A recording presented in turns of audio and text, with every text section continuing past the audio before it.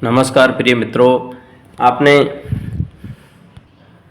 केतकी के फूल की पार्ट 1 की कथा अभी सुनी थी। इसमें मैंने आपको बताया कि किस प्रकार से बहेलिये का लड़का केतकी के फूल को लेके आता है और जो नाई राजा के दरबार में काम करता था उसको ईर्ष्या होती है और किस प्रकार से वो चुटकी लेकर के राजा को अपनी चतुराई में फंसा लेता है और बहेलिये का लड़का को उसने तंग करने का, उसको परेशान करने का सोचा।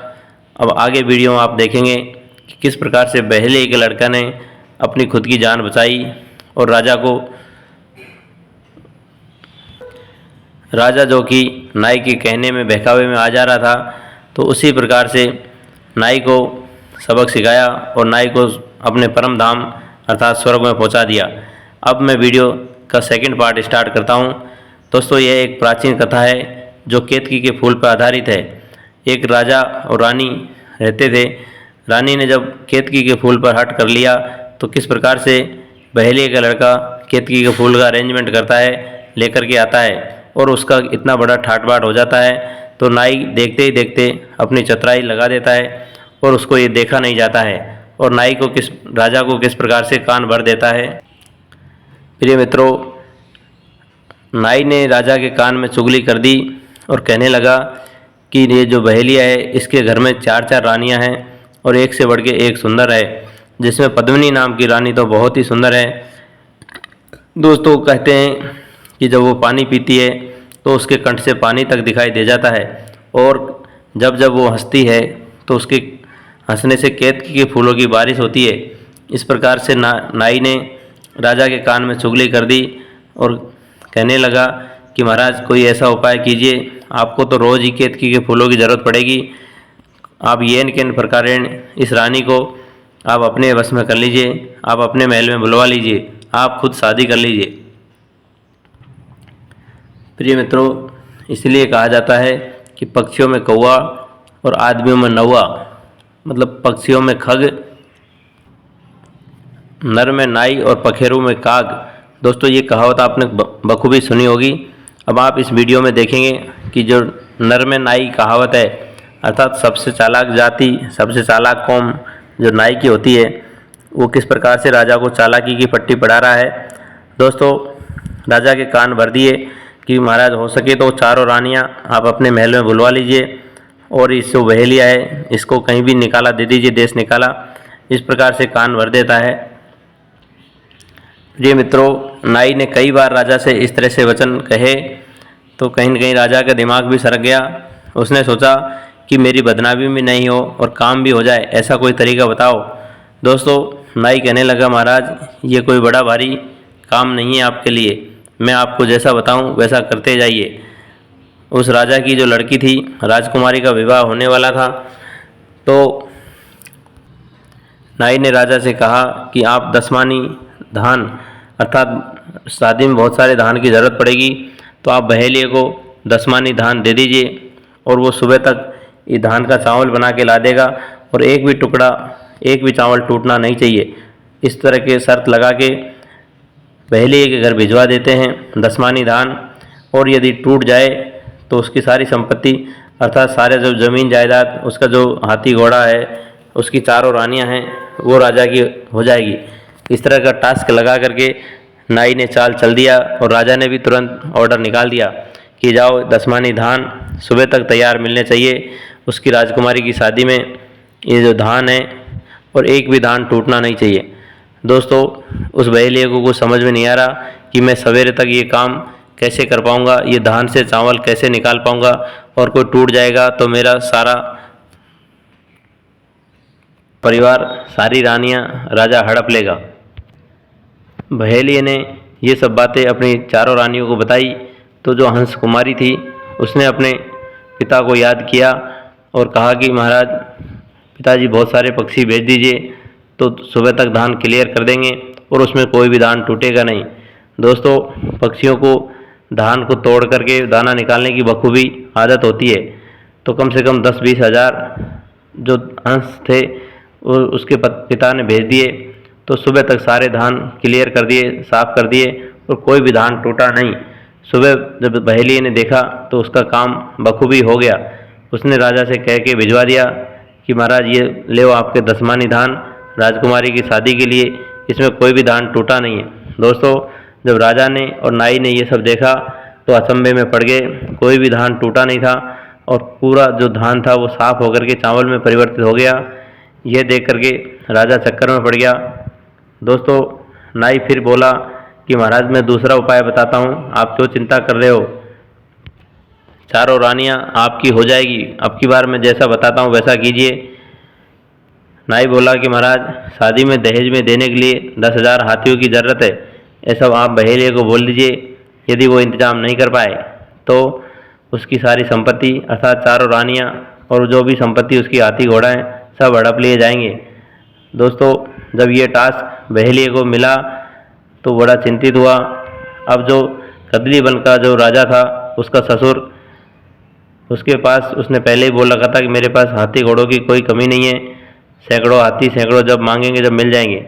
दोस्तों, उसने अपने ससुर को याद किया, तुरंत उसने कम से कम 10,000 हाथी का इंतजाम कर दिया और हाथी वहाँ आकर के पूरे शहर में तोड़ फोड़ करने लगे, क्योंकि वो जंगली हाथी थे। इस तरह से सारा नगर चौपट होते देखा तो राजा उस नाई के ऊपर गुस्सा हो गए और उन्होंने कहने लगे तुमने ये कैसी सलाह दिया है, बहेली ने तो ये भी टास्क पूरा कर दिया और मैं तुम्हारी इस योजना से फेल हो गया। राजा ने तुरंत आदेश दिया और उन हाथियों को वापस जहाँ से आए थे वहीं जाने का आदेश दे दिया। दोस्तों, इस प्रकार से बहेलिया दूसरे टास्क में भी जीत गया। नाई कहता है महाराज अब की बार एक मौका और दीजिए, मैं इस बहेलिए को हराना चाहता हूँ। दोस्तों, राजा ने कहा कि चलो कोई बात नहीं। दोस्तों, कहा जाता है कि जब कोई आदमी मोह में अंधा हो जाता है, जब उसकी बुद्धि पर पर्दे पड़ जाते हैं, मिट्टी धूल जम जाती है, जो दूसरे की बुद्धि से चलता है, बहकावे से चलता है, तो वो नालायक ही कहलाता है। नाई ने राजा से कहा कि महाराज आपके जो पुरखे हैं पूर्व जन्म में जो मर के स्वर्ग में चले गए हैं, उन पुरखों को निमंत्रण भेजने के लिए इस बहेलिए को टास्क देते हैं। यदि वो स्वर्ग जाकर के न्योता दे करके राजकुमारी की शादी के लिए आमंत्रण दे आएगा तो ठीक है, नहीं तो उसकी सारी संपत्ति चारों रानियों हाथियों घोड़ों को राजा की संपत्ति में मिला लिया जाएगा। प्रिय मित्रों, अब बहेलिया बखूबी समझ गया था कि हमारे राजा के बीच में और मेरे बीच में जो चुगली कर रहा है वो दूसरा कोई नहीं, यही नाई है जो मुझे मरवाना चाहता है और मेरी रानियों को राजा के हवाले करवाना चाहता है। दोस्तों, बहेलिया भली भांति समझ गया था। बहेलिया ने अपनी चारों रानियों के साथ सलाह मशवरा किया और उन्होंने कहा कि कोई बात नहीं, राजा अगर यदि आदेश कर रहा है तो आपको चिंता करने की कोई बात नहीं है। चारों रानियों ने उस बहेलिए को एक रास्ता सुझाया जो कि उसमें ऐसा था कि आपको 100 गाड़ी सूखी लकड़ी शमशान में पहुंचानी है। और दोस्तों, बहेलिया ने भी उस शमशान की जो लकड़ियाँ पड़ी हुई थी वहाँ से लेकर के अपने घर तक अंदर ही अंदर उसने एक सुरंग खुदवा डाली। दोस्तों, राजा से कह दिया कि महाराज मुझे 1000 सोने की मुहर स्वर्ण दे दीजिए और आपके जितने भी पूर्वज हैं, आपके पुरखे हैं, सबके नाम लिख करके चिट्ठी दे दीजिए, मैं उसको स्वर्ग पहुंचा दूंगा 7वें दिन। इस प्रकार से 7 दिन का समय मांगा और जब तक बहेलिया ने अंदर ही अंदर एक सुरंग खुदवा डाली और 100 गाड़ी सूखी लकड़ियों का इंतजाम करने को बोल दिया। 7 दिन बाद उसकी सुरंग तैयार हो चुकी थी। अब बहेलिया राजा के पास जाता है और कहता है कि महाराज अब मुझे चिट्ठियाँ दे दीजिए, मैं आपके पूर्वजों के पास ये चिट्ठियाँ पहुँचा दूंगा। दोस्तों, राजा ने एक एक करके राजा के मंत्री ने सभी पूर्वजों का नाम लिख करके चिट्ठियाँ लिख दी। अब नाई के मन में भी एक जिज्ञासा आती है कि मैं भी अपने पिताजी के नाम चिट्ठी लिख देता हूँ। दोस्तों, सभी ने मिला करके चिट्ठियाँ लिख दी और उन सभी चिट्ठियों को लेकर के राजा ने बहेलिए को दे दिया। उधर चिट्ठियों को लेकर के लकड़ियों के बीचों बीच में जाकर के वो बहेलिया बैठ जाता है और राजा से कह देता है कि महाराज इनमें आग लगा दीजिए। दोस्तों, जैसे जैसे आग उसके नज़दीक आने लगी वो बहेलिया लकड़ियों में अंदर घुस कर के नीचे गुफा के माध्यम से सुरंग के माध्यम से जो कि उसने तैयार कराई थी वहाँ से अपने घर पहुँच जाता है और राजा से बोल के गया था कि महाराज मैं 2 महीने बाद स्वर्ग से वापस आ जाऊँगा। उधर देखते ही देखते लकड़ियाँ धू धू करके जल गई। उधर नाई और राजा सोचने लगा कि हमारा बहेलिया स्वर्ग पहुंच गया होगा। दोस्तों, इस प्रकार से कोई स्वर्ग नहीं पहुंचता है। जो लकड़ियों में बैठ करके आग में जलेगा वो तो मर करके मृत्यु लोक को ही जाएगा, यमराज के पास। लेकिन यहाँ पर बहेलिए ने एक युक्ति सोच रखी थी कि मुझे 2 महीने का टाइम मिल जाएगा। इस 2 महीने में किसी न किसी प्रकार से मुझे नाई को सबक सिखाना है।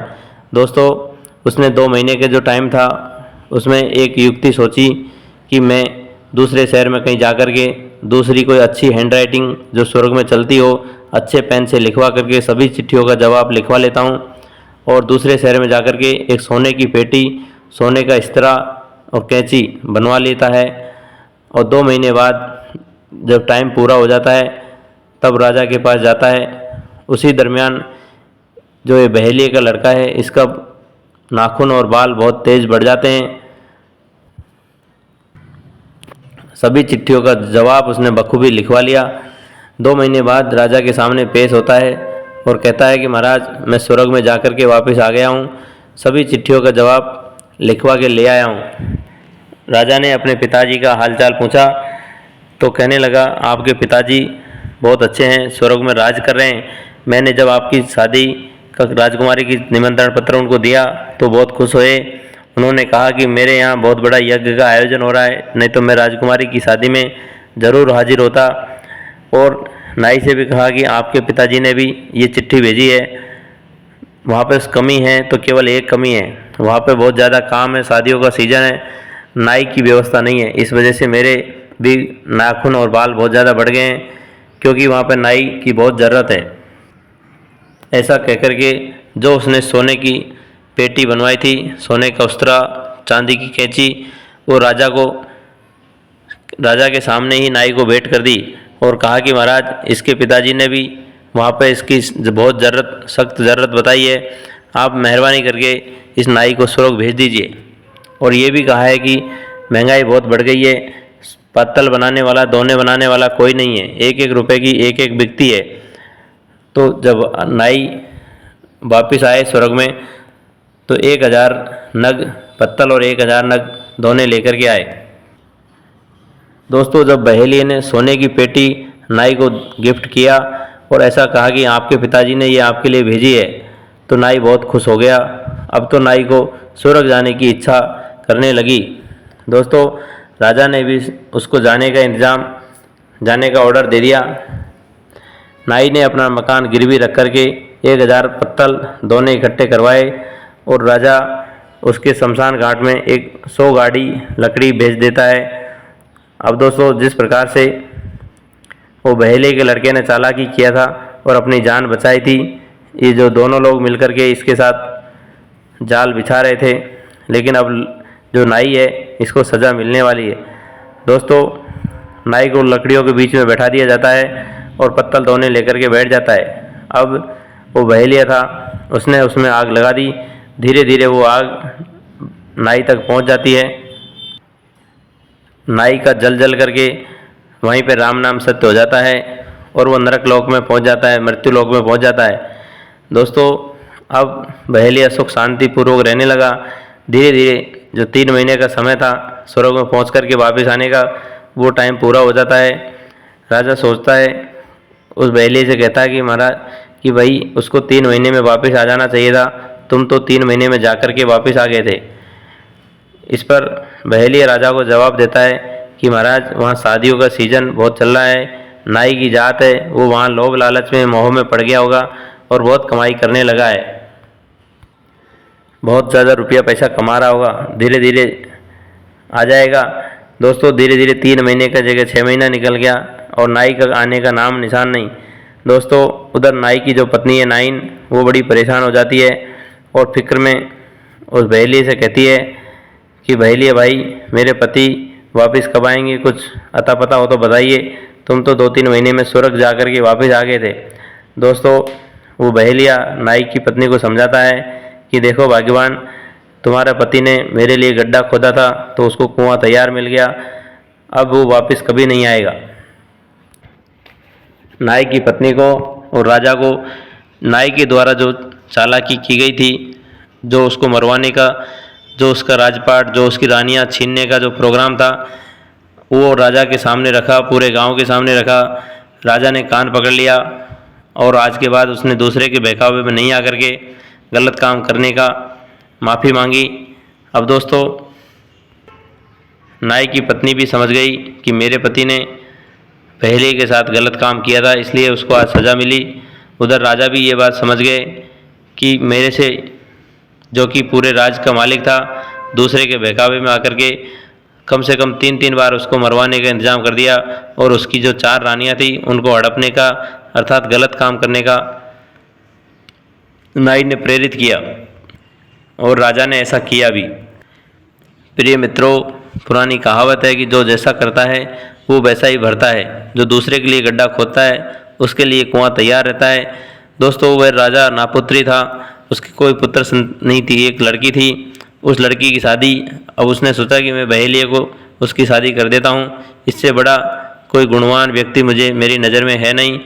उसके 4 रानी तो पहले से थी, 5वीं शादी इसने करवा दी अपनी लड़की की और संपूर्ण राजपाट को बहेलिए के हवाले करके वो जंगल में चला जाता है तपस्या के लिए। दोस्तों, ये थी आज की कहानी। अब बहेलिया सुख शांति से राजपाट चलाता और 4-5 रानियों के साथ सुखी पूर्वक रहने लगा। दोस्तों, बहेलिए ने एक तरह से रानी की जिद में उसने अपने प्राणों की आहुति दे दी थी कि मैं जिंदा आ गया तो केतकी का फूल लेके आऊँगा और नहीं आया तो मुझे मरा समझ लेना। इस प्रकार से दूसरे की भलाई के लिए गया था, इसलिए भगवान ने उसकी इच्छा पूरी की और रानी को केतकी का फूल ला के दिया। लेकिन जिस प्रकार से नाई ने चालाकी चली, नाई को मौत के घाट उधार मरना पड़ा, स्वर्ग में जाना पड़ा और राजा को भी अपना राजपाट छोड़ करके जंगल में तपस्या के लिए जाना पड़ा। दोस्तों, आज का वीडियो लंबा भले ही था, लेकिन इसमें बहुत सारी चीज़ें आपको सीखने को मिलेगी, इससे बहुत सारी शिक्षा आप ग्रहण कर सकते हैं। प्रिय मित्रों, कहानी कैसी लगी कमेंट करके बताइएगा।